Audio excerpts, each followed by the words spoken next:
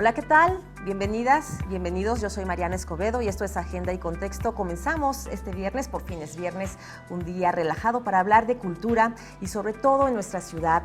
Usted conoce muy bien las 12 líneas del metro, pues ya cumplieron algunas de ellas 50 años. La primera línea fue inaugurada hace 50 años y de ahí para acá hemos tenido una transformación total de la ciudad gracias a las líneas de transporte que día a día pues finalmente nos hacen viajar a millones de usuarios, no nada más de la Ciudad de México, sino de toda la zona metropolitana.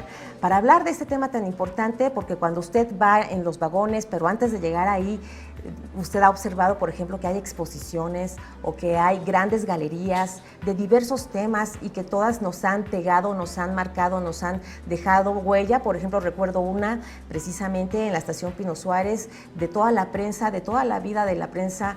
Recuerdo muchísimas más donde hemos visto máscaras de luchadores, también del Santo, por ahí hay otras. Hay galerías completas de arte mexicano, de grandes artistas, pero debe haber alguien detrás de esta gran cultura que se ejerce en el metro, y precisamente para eso hemos invitado el día de hoy a Vanessa Borges, porque ella es la responsable, ella es la coordinadora de cultura de este sistema de transporte colectivo metro. Bienvenida.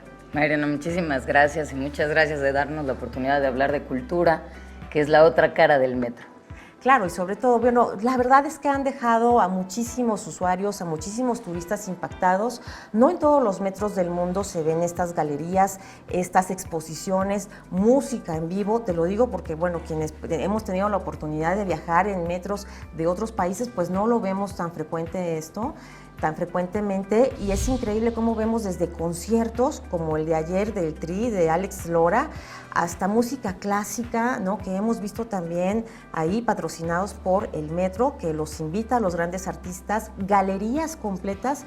En la estación Parque de los Venados incluso hay una instalación dedicada a la historia de la radiodifusión en México. Es impresionante esa sala. O sea, en fin, cada estación tiene algo que expresar.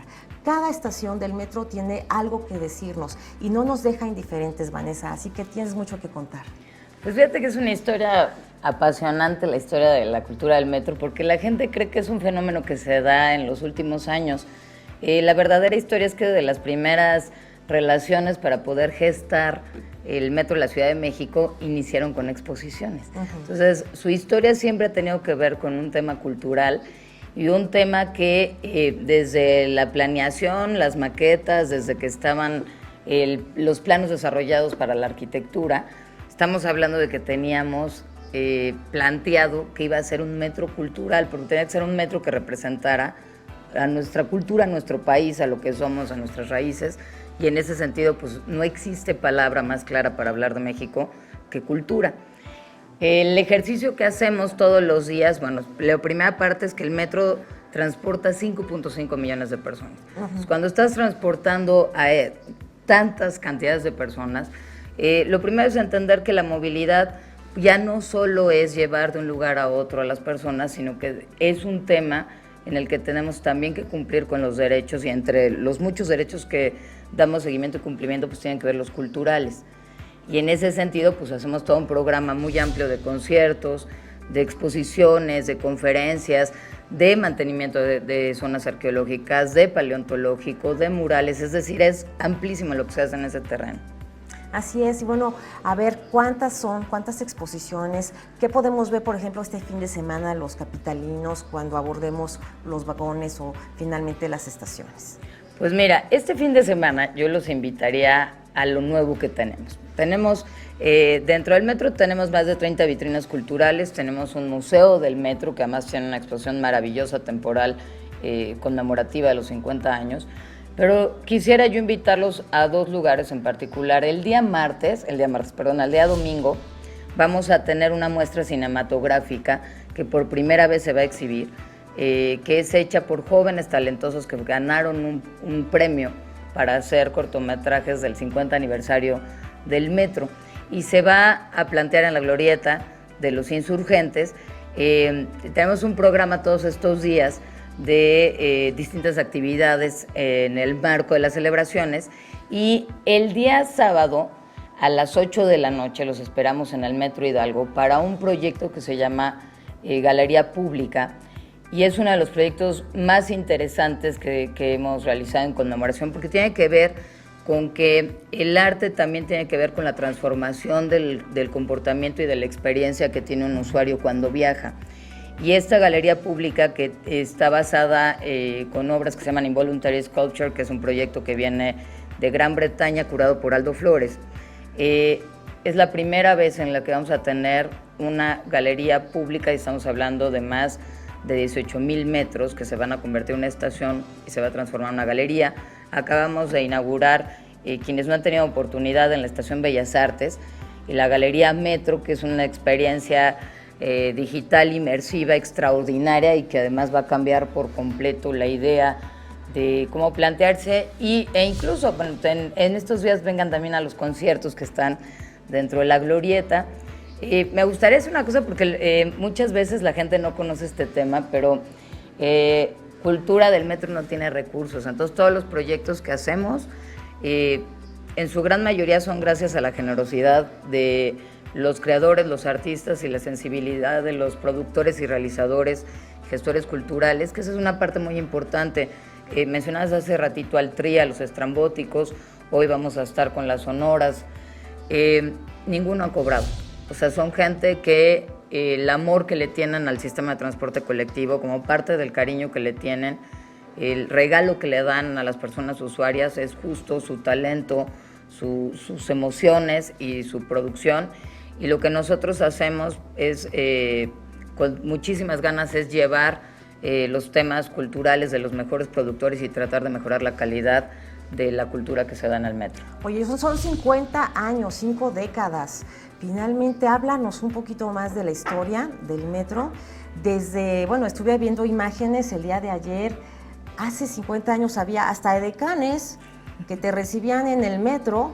No sé, bueno, usted en casita, si tiene esa edad y recuerda lo que estaba ocurriendo. A ver, ¿cuándo fue su primera experiencia? Si lo puede recordar, ¿qué sintió la primera vez que usted abordó el metro? ¿No? Son experiencias que a todos nos tocan, nos han marcado. ¿Qué edad tenía cuando abordó por primera vez un metro en la Ciudad de México? ¿Qué vivió ahí? Que esperemos que hayan sido historias agradables y no desagradables, que también las hay, sin duda. Pero, ¿nos puedes hablar un poco de la historia también del metro? Claro, mira, la historia es un tema muy interesante, porque ahorita ya ni siquiera nos imaginamos cómo sería pararnos e ir a alguna localización sin entender el metro, ¿no? Incluso a quienes no lo utilizan como una referencia visual, ¿no? Lateral.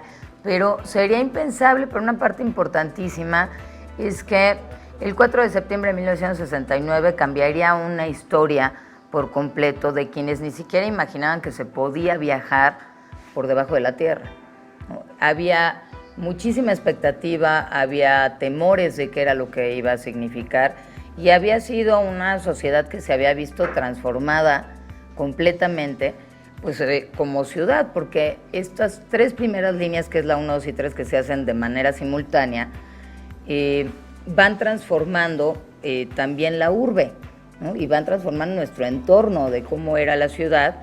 Inauguramos primero, evidentemente, la línea 1, el 4 de septiembre, y un año más tarde, en agosto y noviembre, la línea 2 y la línea 3. Pero ¿cómo era pues, México? Para empezar, estamos hablando que teníamos muchísimos millones menos en la Ciudad de México de habitantes. Estamos hablando de que en la zona conurbana era una zona que no tenía 22 millones de personas, y que el metro ha achicado esta ciudad. Ahora entendemos, podemos hablar de un Tláhuac y entender que podríamos llegar en un tiempo reducido, pero en ese momento ni siquiera había manera de que se pudieran transportar a esa zona. Entonces, estamos hablando de cómo era, pues era un México que estaba experimentando muchas cosas. Un dato, por ejemplo, en el terreno cultural, en el marco de las excavaciones del metro, se encuentra lo que ahora la gente ve diariamente, que es la pirámide de Hécatl, pero que en ese momento esas excavaciones marcarían una pausa en la historia de la arqueología. Totalmente. Estación Pino Suárez. ¿no? Ahí usted pasa y hay ahí una pirámide circular, ahí era la piedra de los sacrificios, así se llamaba supuestamente, pero resulta que no, que es el adorador, es un adoratorio de Hécate, y además todas estas piezas que lograron extraer a lo largo del recorrido, los ingenieros y bueno, todos los trabajadores que estuvieron ahí pues picando piedra para poder realizar estos túneles. Me imagino que ha de haber sido un trabajo fascinante. Usted ve en estas imágenes que tenemos en la pantalla, es en México de hace 5 décadas. Pues ahí están las varillas, están los ingenieros, los albañiles, están todos los trabajadores que gracias a ellos pues tenemos ahora esto que se ha transformado en una serie de redes, de arterias de la ciudad que pasan por debajo de la tierra en efecto, y que bueno, no hemos tenido más que pues buenas experiencias al momento de llegar y cruzar la ciudad de un lado a otro. Sin embargo, claro, hay personas que se quejan actualmente de muchísimas cosas, ¿no? De muchísimas cosas, Vanessa, relacionadas con el metro. Pero también hay que recordar que tiene su historia y además en la noche aparentemente no funciona el metro, pero son recibidos estos vagones, estos convoyes por otros trabajadores que los limpian, los sanitizan, ¿no? Todos los días están limpiando todos estos vagones. El metro realmente no descansa. Todos los que están trabajando ahí lo saben, trabajan también en la madrugada y día a día pues están haciendo que esto funcione. Así es, bueno, trabajamos las 24 horas del día, los 7 días de la semana.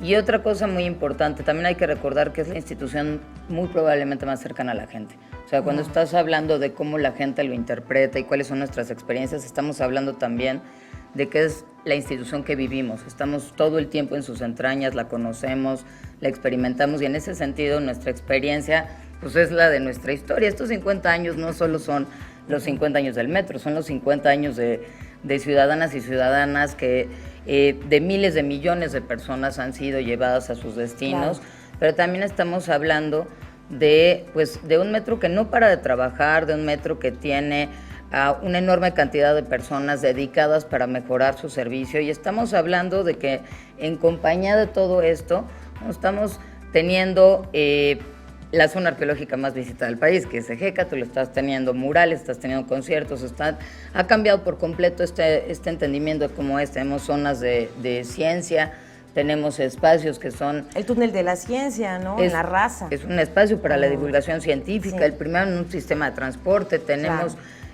Un cine, por ejemplo, que... En Zapata, no, aquí Zapata, en Zapata, ¿verdad? 12. El otro día pasé y me quedé a ver la película muy bien. Oye, ¿sabes que también es fascinante ver la manera en que la gente se queda esperando, hacen fila para poder ver las galerías? Bueno, hasta estábamos haciendo fila para poder sentarnos ahí en el metro y ver la película en la estación Zapata. Además, déjame comentarte que tuve la gran oportunidad de que me recibieran en el cerebro del metro con mis botas especiales para poder caminar en las vías y no recibir descargas eléctricas.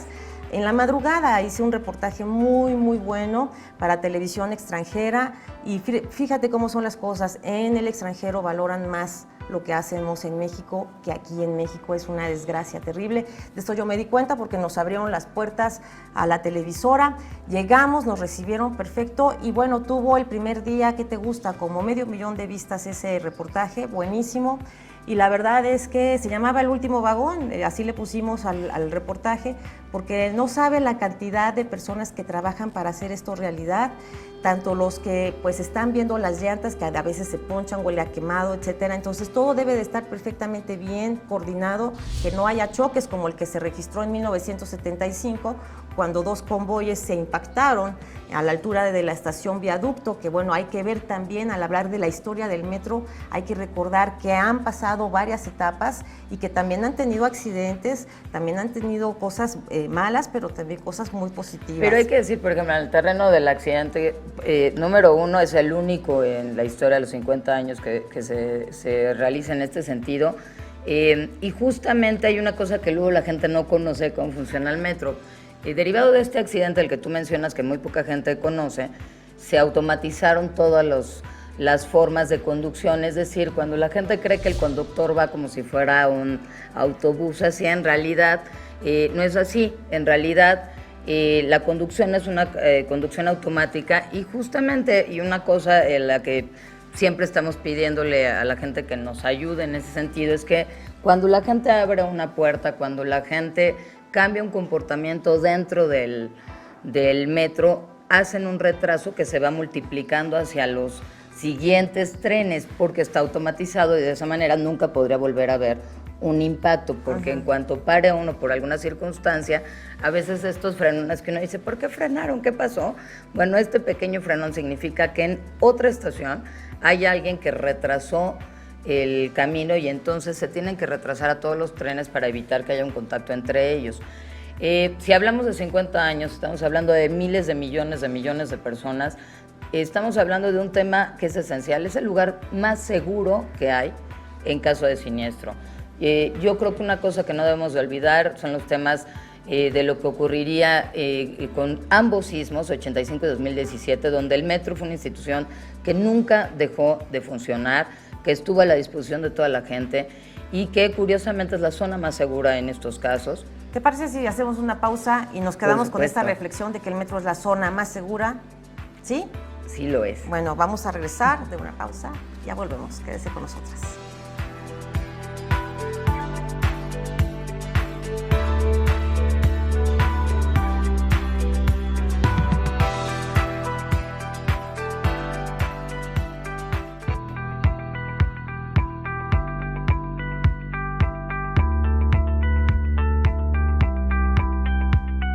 Ya estamos de vuelta aquí en Agenda y Contexto y en este momento vamos a hacer un enlace porque está la doctora Claudia Sheinbaum Pardo, la jefa de gobierno de la Ciudad de México.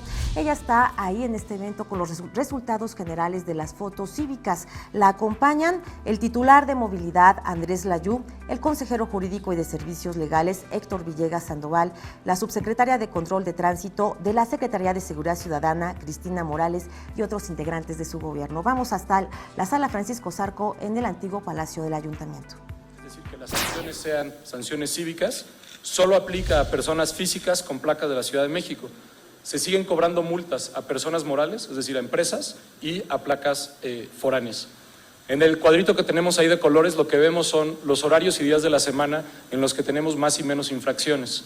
Lo más clarito es que hay más infracciones, lo más oscuro es que hay menos infracciones. Ustedes pueden ver una cosa que siempre vale la pena recalcar en temas de seguridad vial, es que los fines de semana son días con más infracciones y también con muchos hechos de tránsito. La razón de esto es que, como hay poco congestionamiento, la gente es más común que vaya a exceso de velocidad. Si ven, y luego les vamos a mandar la presentación, o se puede consultar, más de cerca también pueden ver que en fin de semana, más noche, se vuelve también más clarito esos colores por esa razón. ¿Qué es lo que hemos visto en los excesos de velocidad? En aquellos lugares donde el límite de velocidad es 50 kilómetros por hora, cuando había fotomultas, en promedio la gente excedía, quienes lo excedían, por 17 kilómetros por hora, es decir, en promedio iban a 67 kilómetros por hora. Ahora con fotocívicas, aquellos que exceden van 7.5 kilómetros por hora por arriba, es decir, el nivel de infracción, entre quienes cometen la infracción, el nivel de infracción por la velocidad es más bajo en fotocívicas. En el caso de los límites de velocidad de 80 kilómetros por hora, en fotomultas era 14 kilómetros por hora, ahora en fotocívicas lo exceden por 10 kilómetros por hora. ¿La que sigue? En términos de localización, ¿en dónde hemos visto más infracciones? Recuerden que tenemos dos tipos de cámaras, aquellas que tienen que ver con la conducta de los automovilistas, es decir, si están estacionados encima de la cebra, si están dando una vuelta prohibida, si se están pasando un semáforo, que son distintos que los radares de velocidad. En el caso de las cámaras de conducta, estas son las 5 intersecciones donde tenemos más infracciones, que son Eje 1 Oriente y Eje 5 Sur, Eje 1 Oriente y Canal de Miramontes y Eje 9 Sur, Izazaga y Pino Suárez, y Eje 6 Sur y Eje 1 Oriente, y Circuito Bicentenario y Benjamín Franklin. También pusimos en esa tabla, pueden ver el número de víctimas que hubo en el periodo de junio a agosto en 2018 y el número de víctimas de junio a agosto en 2019, es decir, en el mismo periodo en los 2 años, antes fotomultas, hoy fotocívicas. Hubo una reducción en casi todos los casos, sobre todo en Circuito Bicentenario y Benjamín Franklin. Estas reducciones y víctimas decimos lesionados porque en ninguno de estos casos hubo fallecidos, ni en 2018 ni en 2019, pero sí personas lesionadas.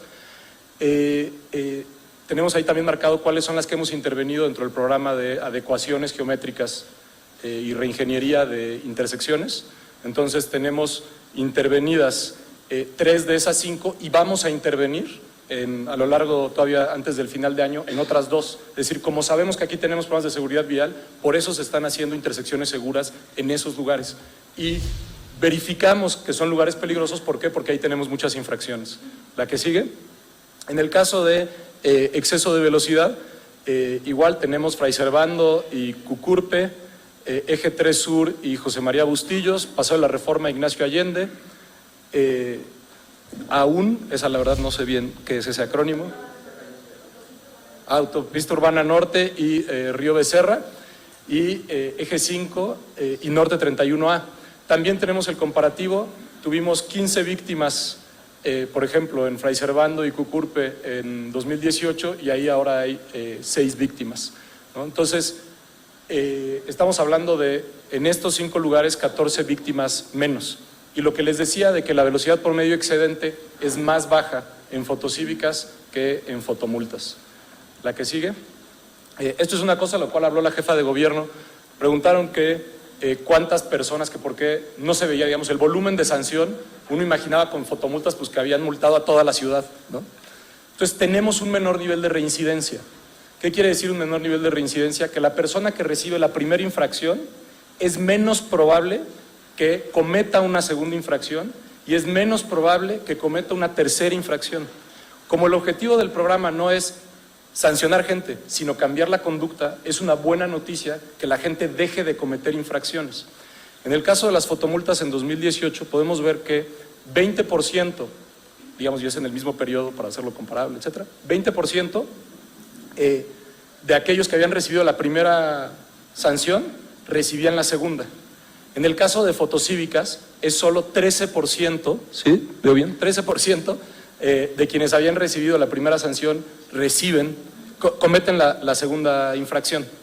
Entonces, recordarán que los primeros 2 puntos se pierden. La gente recibe bueno, es la voz del titular Andrés Layú, del titular de Movilidad, y ya los detalles de esta información los tendremos con Alex González y mi compañero Jonathan Amador en las siguientes emisiones de noticias. Vamos a regresar aquí al estudio de Agenda y Contexto para continuar hablando con Vanessa Borges. Ella es coordinadora de Cultura del Metro, a propósito de los 50 años que ya está cumpliendo y que, bueno, estamos festejando aquí en la ciudad el 50 aniversario. ¿Cuántas cosas han transcurrido? ¿Cómo ha cambiado desde entonces a la fecha?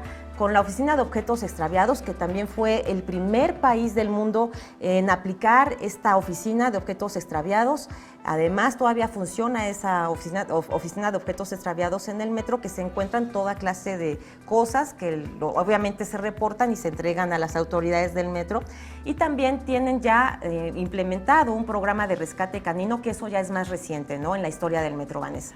Así es. Bueno, las áreas de objetos extraviados, que además siempre han generado como mucha curiosidad e interés a la gente, pues tienen que ver también con la honestidad de la ciudadanía que regresa, o de los trabajadores que regresan objetos encontrados. Hay todo tipo de experiencias. A veces pensamos que todos vamos al mismo lugar, pero bueno, muchas veces no sabemos el contexto en el que estamos viajando. Entonces, hay todo tipo de objetos, desde urnas hasta televisores, hay prótesis de alguna extremidad. Es decir, es un lugar donde se encuentran y donde también la gente puede encontrar sus credenciales. Muchas veces no recuerdas dónde quedó y a lo mejor las dejaste en el metro, y entonces, bueno, esta es la oportunidad de ir.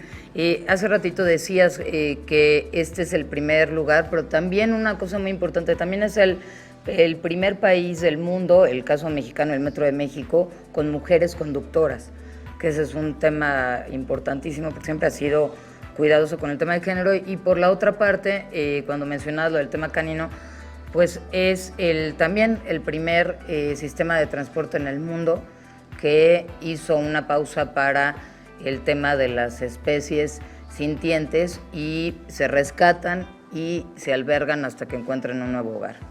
Exacto, bueno, los albergan, los rescatan en primer lugar si es que andan por las vías o si se pueden arrojar a las vías estos perritos o gatitos, ¿no? Los rescatan y se los llevan a este centro canino, ¿no? Así es, son rescates muy complejos, son diversas las maneras por las que llegan a estar en vías. Protección Civil del Metro junto con Transportación son dos de las áreas que se dedican al rescate, que implica también poner en riesgo su vida. Y después de eso llegan al Centro de Transferencia Canina, que se encuentra en el Rosario, y es un espacio donde se vacunan, se esterilizan, se les da todo tipo de mantenimiento para que encuentren un hogar feliz. Y ahí, pues, no sé, ¿no? Si te parece, podríamos invitar al público a que vayan y adopten, ¿no? Sí, por favor. Además, estos chicos y chicas que se encuentran ahí, pues son pequeños que realmente han sufrido, tienen condiciones muy graves. Hay algunos que tienen incluso prótesis, algunos han perdido partes de su cuerpo. Son los más felices, los más amigables, los más leales, y también pueden ayudarnos con donaciones de cadenas, de correas que a lo mejor ya no están usando. Este es su hogar, el metro es pues cada día más amplio en los términos de las cosas en las que está operando. Sí, mira, justamente en las imágenes estábamos viendo a un can ahí en las vías, ¿no? Y ya por fortuna fue rescatado. Y también decir, se rescatan también porque la gente pone en riesgo su vida, muchas veces con la intención de salvar la vida del can. El can puede tocar la barra guía y la persona puede fallecer. Entonces nuestra intención es proteger ambas vidas en el tema de seguridad. Y bueno, y los canes rescatados además pueden ir simplemente a ser voluntarios a pasearlos. Claro, mira, www.metro.cdmx.gov.mx/adóptame. Y todas nuestras redes que son Metro CDMX, @Metro CDMX, y ahí también están los canes que están en adopción. Una historia increíble la del metro, como ya les comento, primer lugar, ha sido innovador. Quienes conocemos su historia, de verdad es impresionante. Sabemos en qué posición y en qué lugar del mundo, y quisiéramos que nunca se perdiera ese lugar tan importante. Hay problemas, sabemos que ahora hay saturación en los andenes, hay otros problemas de tipo también de inseguridad, relacionadas con la inseguridad, que también se están evidenciando. Muchísimas mujeres han denunciado acoso. Incluso, ¿sabes? Me tocó hacer también el primer reportaje, la primera vez hace muchos años, de cuando se aplicó la primera vez en la estación Línea Verde, en la Línea Verde, de los espacios para mujeres, ¿no? Yo era muy jovencita cuando ya empezaban estos vagones de mujeres a aplicarse, y no había esto en ninguna parte del mundo. Incluso vinieron del mundo árabe otros compañeros, otros colegas a realizar esta investigación de por qué en México debemos de apartar 2 vagones para las mujeres. Y cuando empezaron a entrevistar a las autoridades del metro de aquel entonces, pues ellos decían que por desgracia México tenía un nivel importante de acosadores, motivo por el cual las mujeres tendrían que estar en los 2 primeros vagones. Así que pues es lamentable el machismo, el acoso que se vive también ahí en contra de las mujeres, y por eso también el metro pues está protegiendo a las mujeres, dándoles 2 vagones. Y yo creo que también es importante recordarles el respeto a los varones, a los caballeros, para que no se metan a los vagones asignados a mujeres, ¿no? Sí, así es. Bueno, en realidad desde los años 70 da inicio el programa de mujeres de restricción de espacios. Como tú bien lo mencionas, además tú lo experimentaste, bueno, pues sí, con las líneas más recientes se dan confinamiento a vagones, ¿no? Sí. Y ahora somos de todo el tiempo, porque también hubo un momento donde era de horarios. El metro yo creo que tiene una de las políticas más claras en torno a la protección de género, a la protección a las mujeres, y que pues no es un juego de lo que estamos hablando, solicitarle a los hombres el entendimiento de por qué se dieron estos vagones, y también reflexionar que también pedimos respeto para todos. En realidad el metro tiene que ser un lugar de inclusión, de respeto, donde todos son recibidos, todos son bienvenidos, y es un lugar, y muy probablemente yo creo que todos quienes hemos viajado en metro alguna vez lo conocen. Es el lugar donde todas las formas, todos los colores, todos los gustos, todas las preferencias viajan y tienen un espacio. Y lo que queremos, bueno, pues es evitar temas de violencia, ¿no? Estar haciendo un llamado a que, bueno, que sean una transportación donde no tengamos que sufrir violencias, donde no haya actos agresivos hacia las mujeres, hacia nadie en general, y donde pues la experiencia cada vez sea más placentera, más cultural, más digna. Y pues el metro finalmente pues está para la ciudad y es ya la ciudad. Totalmente, y que sea de disfrute y, ¿por qué no?, obviamente de conocimiento y de cultura. Oye, Vanessa, por último, bueno, son 12 líneas, desde la primera, que fue la línea azul, Cuatro Caminos Tasqueña, y luego ya se fueron creando las otras, la línea rosa, en fin, la línea amarilla, la verde, todas estas, la naranja, la última, la línea 12, que tuvo también un momento controversial, que bueno, ya nadie habla tampoco de ese momento, ya parece que ya quedó superado el problema, ya están bien las vías, están ahí, se queda en la historia del metro también, pero ha habido de todo. ¿Con qué te quedas tú? ¿Cuál sería como que un resumen de todo, de estas 5 décadas? ¿Con qué te quedas? Yo creo que son las 5 décadas de una ciudad que se transformó de manera muy acelerada en estas últimas 5 décadas. Es la síntesis de nuestra vida como ciudadanos de una ciudad compleja como la Ciudad de México, y es la unión de espacios, es nuestro espacio de socialización, es un lugar de arte donde hay mamuts, donde hay arte, murales, exposiciones, es nuestra ciudad. El metro somos todos nosotros, celebramos a todos nosotros y estamos seguros de que habrá una mejor experiencia cada día, y lo que pueden estar seguros es que trabajamos todo el tiempo para que así sea. Claro que sí, Vanessa, no queda más que agradecer tu presencia y, bueno, esperarte en otra emisión de Agenda y Contexto, ¿está bien? Muchas gracias, por favor, al contrario, y gracias por ser tan increíbles aquí. Gracias, Vanessa. Vanessa Bor, que es coordinadora de Cultura del Sistema de Transporte Colectivo Metro. Vamos a hacer una pausa y ya volvemos, porque está aquí Humberto Ibarra, un mimo muy especial, y nos viene a hablar del Festival Internacional de Mimo.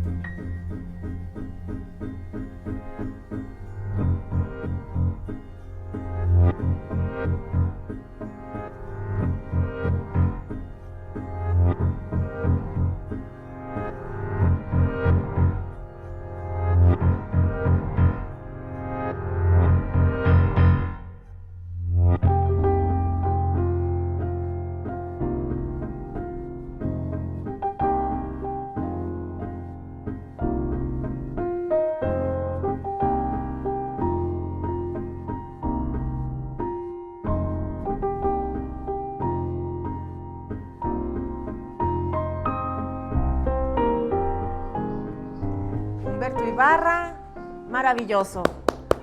Bravo, bravo, Humberto. Vente para acá para que platiquemos. No, increíble, muy bien. Bueno, a ver, era una flor la que estabas tomando y la estabas tomando para dársela al público, ¿verdad? Humberto, te agradezco muchísimo tu presencia. Pues ahí te tenemos en la pantalla, por cierto. Es un arte escénico, ¿no? Es un manejo actoral también muy importante.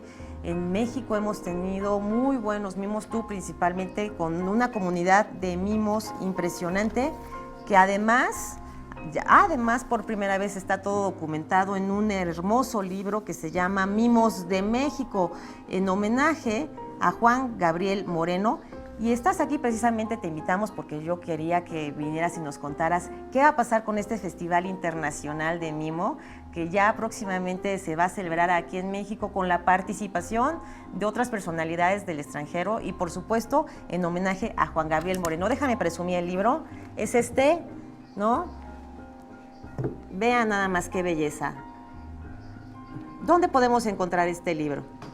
Hola, muchas gracias. Sí. Los mimos sí hablamos. Mira, el libro ahorita se encuentra directamente conmigo Sí. a través de las redes sociales Mimotrova, Mima Escénica. Ahí pueden encontrar el libro conmigo directamente. Y bueno, Mima Escénica, justamente lo que pretende y para lo que fue creado es fomentar y difundir el arte del mimo. Este es nuestro primer logro. Vamos por el segundo, que es el Festival Internacional de Mimo, dedicado al maestro Juan Gabriel Moreno. Y bueno, es internacional porque viene el maestro José Piris de España, con quien pude tomar clases en 2017. Lamentablemente tuvimos que cancelar al mimo chileno y a su compañía porque ya no alcanzaron los presupuestos para ello. Pero hay muchos grupos de algunos lugares del país, de Morelos, del Estado de México, de Querétaro, y va a estar muy dignamente representado. La Ciudad de México desde 1997 no había tenido un festival de mimo. Era una necesidad para enriquecer nuestro arte, para el diálogo, para que de alguna manera nos hagamos visibles. Nos estamos haciendo invisibles. El libro pretendió comenzar a hacerlo físico, que sí existimos, y con este festival y con la presencia de mimos muy importantes y verdaderos mimos, porque a veces solo porque me maquillo la cara ya soy mimo, y no es cierto. Es tu cuerpo, como lo traté de hacer en la presentación, es todo tu cuerpo el que habla. Claro, y quizá por la posición de nuestras cámaras no se logró visualizar esta perfección con la que él nos ha presentado aquí este número. Sin embargo, fíjate que mucha gente sí en efecto creemos que solo porque tienen la cara pintada de blanco ya son mimos. Sin embargo, no es así. Yo de verdad estoy sorprendida porque también hay mimos que aparecen y presentan sus participaciones y no tienen el rostro cubierto. Así que bien lo dices tú, hay que aprender, ¿no? Que la mímica no nada más es alguien que se pinta el rostro de blanco, y hay que conocer más, hay que atrevernos a ir más allá de cuando los vemos en la calle, a muchísimos jóvenes artistas que están en la calle pues haciendo sus actos, y comentarles que no nada más también en la calle los encontramos, sino en los grandes recintos, en los grandes teatros, en los grandes espectáculos, y ya en otro tono, un poco más profesional, ¿puede ser? Sí, aunque no siempre sucede. No siempre sucede. Este festival se va a llevar a cabo principalmente en el Teatro María Teresa Montoya de la Alcaldía Benito Juárez. También estaremos en el Rule, que está ahí a un costado de la Torre Latino, y en el Centro Cultural Villaurrutia, en la glorieta del Metro Insurgentes, con una muestra, insisto, muy rica, muy profesional, muy digna. Y si quieres descubrir el arte del mimo, te invitamos a que asistas a este primer Festival Internacional de Mimo, Juan Gabriel Moreno. Y además, muy importante, ¿cuántos mimos van a participar en el festival? 9 mimos y compañías, entre mimos y compañías. Viene, por ejemplo, el maestro Juan Gabriel Moreno va a presentar videos de sus trabajos. Se inaugura con Resurrección, donde podemos ver la precisión maravillosa y perfecta del maestro Juan Gabriel. Cuando yo vi a Marceau y pude ver al maestro Juan Gabriel, el maestro Juan Gabriel era más perfecto para mí.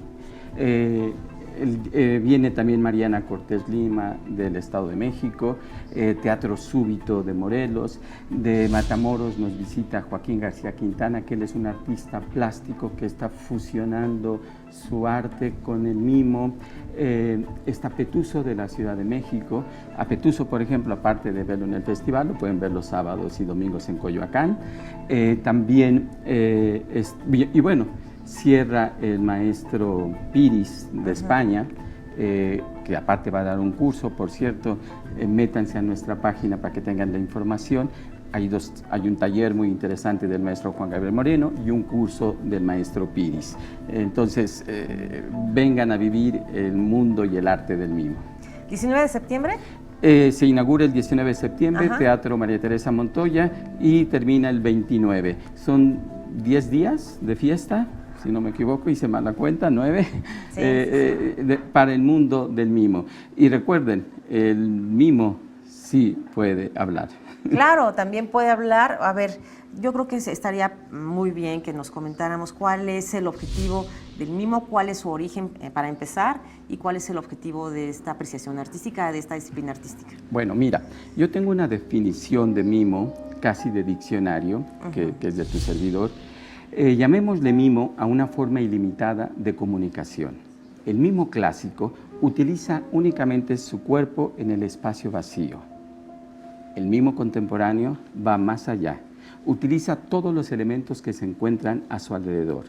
Elementos que prolonguen el movimiento de su cuerpo, efectos especiales como iluminación, música, sonidos, la voz e incluso la palabra. El mimo contemporáneo se confunde con el clown, con el bailarín, con el actor. Los límites se disuelven. Y ¿de dónde viene el mimo? Pues tan antiguo como el hombre mismo.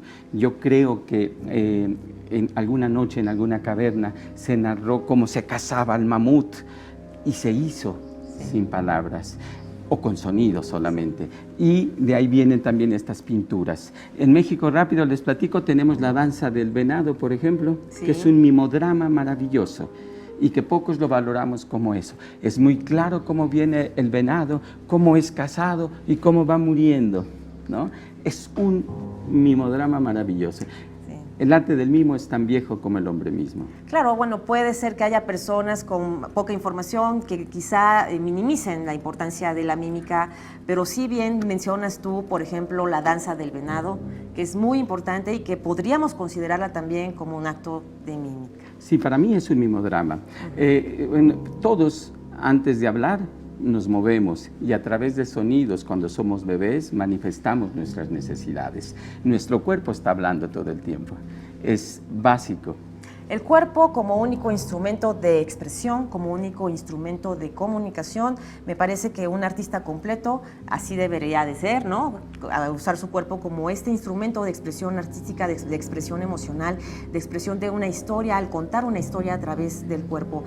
Por ejemplo, vemos en la mímica movimientos más lentos, movimientos más certeros. Yo te estaba observando, ¿no? Traes un control escénico, un manejo escénico importante, pero tus movimientos son mucho más suaves que lo que veo de pronto en los semáforos o en las calles, que es otra clase de mímica, ¿no?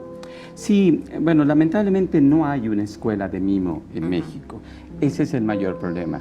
Muchos, incluso aquí en el libro hay más de uno, que dice, yo comencé porque vi a uno y al día siguiente me maquillé. Solo porque creyó que podía hacerlo. Y entonces no hay técnica, no hay preparación, pero no es culpa de la gente, de los que entran de esa forma. No hay una escuela. En otros países, y mira, en América Latina, Argentina tiene una escuela con mucha tradición, 2 escuelas en Argentina, en Chile, en Uruguay hay. En México lamentablemente no hay, y yo creo que algún día ese será nuestro tercer objetivo, después del libro, el festival, tener una escuela de mimo en México. Mira, ahí te vemos en la calle. ¿Dónde estás ahí? Este video, ¿dónde lo Bueno, ahí grabaste? estamos en el rastro. Yo tuve una ausencia de 10 años y me cansé un poquito de la actitud de las instituciones culturales para con nosotros y me retiré. Me fui a Madrid a vivir solamente 3 meses y por accidente llego a la escuela de Piris el segundo día que estoy en Madrid y retomo el arte del mimo en Madrid con sus clases y dije no, yo nunca debí dejar de actuar y ahí voy al rastro y hago una intervención escénica, me apodero del espacio porque estaba mucho lo de los muros, ¿no? En el 2017, entonces el muro no es solamente el muro físico, es el muro que nos ponemos nosotros mismos, entonces era llegar a la gente y tocarle. Y bueno, también estuve en Londres haciendo la misma intervención para llegar a la gente de otra manera. Claro. Oye, yo sí te voy a ver en el metro. ¿Qué día es exactamente para verte? En el Metro Insurgentes no estaré yo, va a estar Joaquín García Quintana. ¿Y dónde te puedo ver a ti? Yo estoy el día 20 en el Teatro María Teresa Montoya Ahí te voy a ver. las 19 horas. Y también voy al Metro, por supuesto que sí. Humberto, yo te agradezco muchísimo que hayas venido, de verdad que nos regales tu tiempo y tu arte y sobre todo este gran y hermoso libro que es una coordinación. Felicidades porque estás haciendo un doble esfuerzo como Mimo, coordinar este ejemplar y aparte organizar este festival. Muchas felicidades. Gracias a ti. Y te espero para la próxima. Por favor. Bueno, pues no se vaya porque ya llegó Jorge Bravo y él nos va a hablar del Wi-Fi en el metro. No se vaya.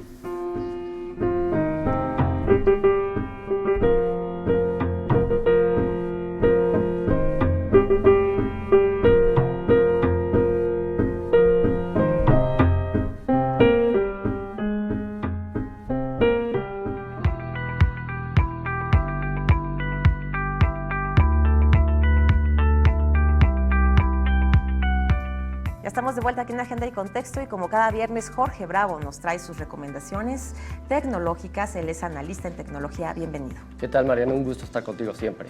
Bueno, pues ahora, ¿qué tal? 50 años del metro, del sistema de transporte colectivo más importante de América Latina. Es un orgullo tenerlo en la Ciudad de México y además ya tenemos internet. Podemos trasladarnos y además ahí usar Wi-Fi, ¿no? Totalmente. Mira, yo soy de los usuarios del transporte público. Uso el metro, el metrobús, me subo al pecero y siempre veo a las personas conectadas con su teléfono móvil.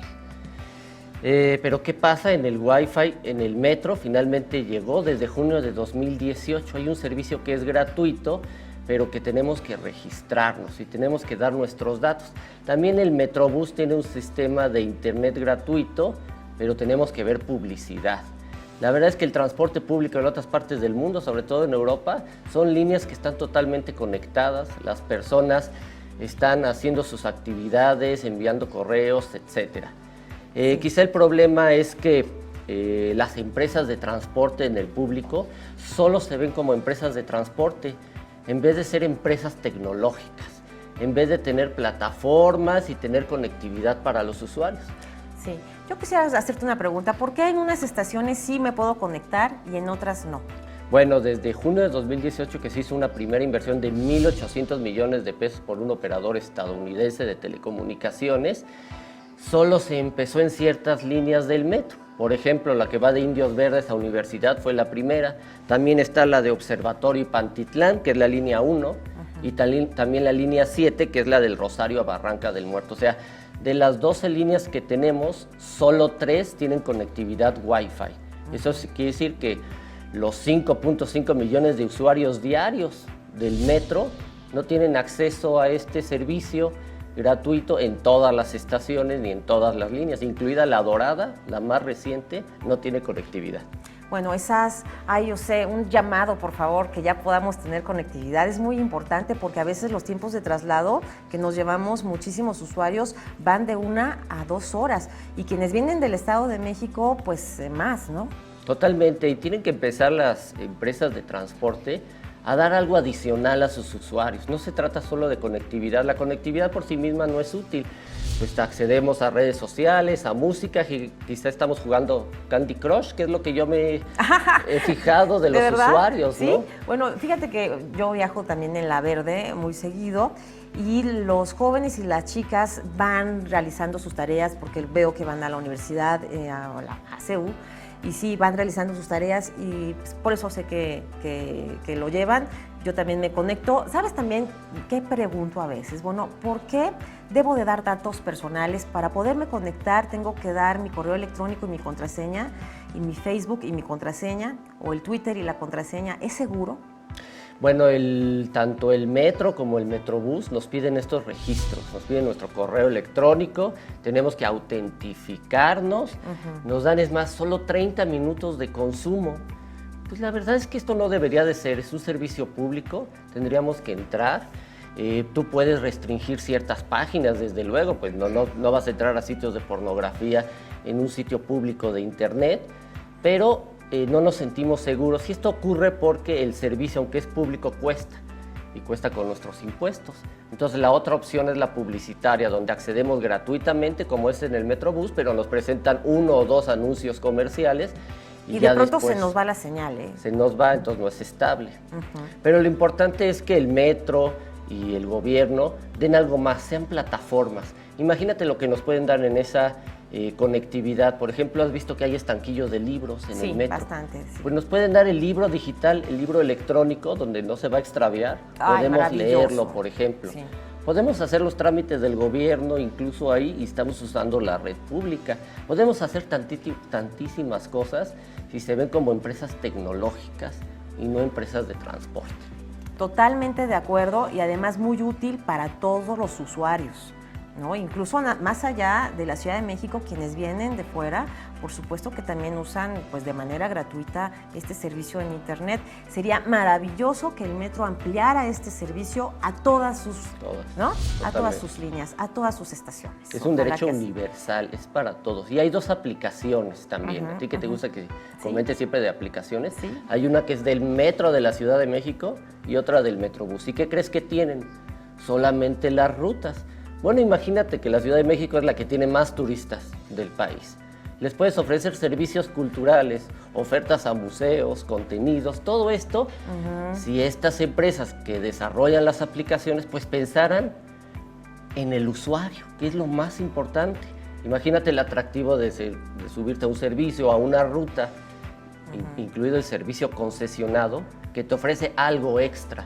Pues todos vamos a querer usar el transporte público más, porque es un servicio extra. Oye, hace unos minutos estuvo ahí donde está sentado Vanessa Borges, ella es la coordinadora de cultura.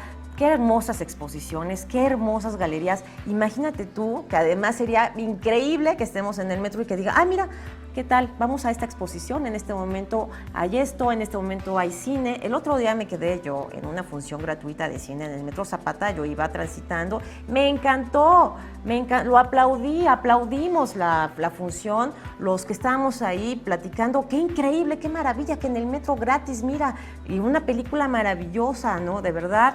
No me imagino el potencial, que a lo mejor no se alcanza a ver todavía, pero muchas personas sí lo visualizan. Sin duda sería muy importante que hubiera una aplicación con todas las galerías y todas las exposiciones, conciertos que se ofrecen en el metro. Mira, ahí en la imagen hay conciertos de rock. El otro día yo también disfruté mucho un concierto de jazz en Chabacano, un concierto de bossa nova. O sea, de verdad, todas los ritmos y los grupos que tocan ahí. Pues ayer Alex Lora, ¿no? En la glorieta de Insurgentes, y yo creo que sin duda esta aplicación que tú mencionas sería una gran idea. Pues tú misma estás diciendo que no solo es una empresa de transporte, es una empresa cultural, es una gran institución el metro. Hay un museo del metro, por ejemplo, ahí en Tacubaya. Y te preocupaba qué hacían con nuestros datos. Sí. Bueno, pues no todo tiene que ser negativo. La geolocalización, nos pueden dar anuncios comerciales, pero también nos pueden decir cuando pasamos al lado de una exposición, de un concierto, de un museo, dentro de las instalaciones del metro. El metro es más que transporte, insisto. Es cultura, es entretenimiento, puede ser educación, puede ser tantísimas cosas. Pasamos muchas horas en el metro, pues debería ser más provechoso. Sí, bueno, sería también muy importante que no nos pidieran tantos datos personales y sobre todo nuestras contraseñas. No sabemos bien para qué. Ya sabemos que es para conectarnos, pero ¿por qué no, como tú mencionas, no hacerlo ya de manera abierta? Abierta, y es una obligación del metro y de quien provee estos tipos de servicios de internet gratuito o Wi-Fi, que esté seguro atrás, que esté encriptado. Eso es algo que no podemos conceder. Entonces no nos tienen que pedir nuestros datos, nos tienen que dar acceso siempre libre y casi restricto a la conectividad, pero darnos servicios, darnos aplicaciones, darnos una oferta cultural que sería muchísimo más interesante. Tendría sentido el Wi-Fi. Totalmente tendría muchísimo sentido, y además estaríamos viajando felices, a gusto, disfrutando de la oferta cultural que ofrece el metro y muy bien conectados. Claro que sí. Bueno, yo te quiero agradecer, como cada viernes, Jorge, tu presencia. Siempre son muy útiles tus comentarios, todas tus secciones son maravillosas. Muchísimas gracias, te veo en 8 días. Claro que sí, Mariana, aquí ¿Sale? estamos. Que como tengas siempre. un hermoso fin de semana. Gracias, y a todos igual.